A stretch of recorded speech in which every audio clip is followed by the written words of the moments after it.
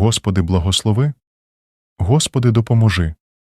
Послав мені Господь з небес 3 ангелів, 3 архангелів, 3 вірних охоронців.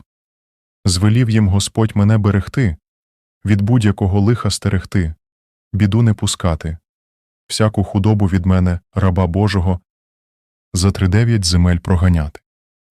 Був би я, раб Божий, закритий від землі до неба охоронним парканом від будь-якого лиха, і лютує, ворога і мови злого, від усякого супостата, від хвороби всякої, від дурі марною, від духу злого, очі лихого чорного.